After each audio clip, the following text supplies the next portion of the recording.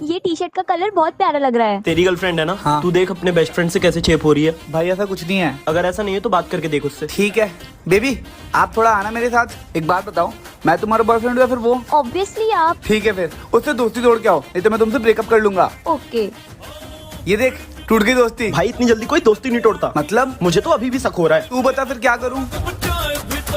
Doctor क्या हुआ है इन्हें? मुझे नहीं पता, 5 मिनट है इनके पास, बस जो बात करनी है बात कर लो, मैं बाहर जा रहा हूँ। बेबी क्या हुआ आपको? बेबी मैं आपसे कुछ बात करना चाहता हूँ। हाँ जी। क्या मेरे जाने के बाद किसी और को अपने बॉयफ्रेंड बनाओगे? ऑब्वियसली बनाऊंगी। हाँ, सिंगल थोड़ी रहोगी। क्या सोचा, कोई दिमाग में होगा किसको बनाने वाली हो? वो मेरा दोस्त है ना, जो वो हम पिछले 5 साल से साथ है। अभी 2 हफ्ते पहले ही उसने मुझे प्रपोज किया है और मैंने इसे हाँ बोल दिया है।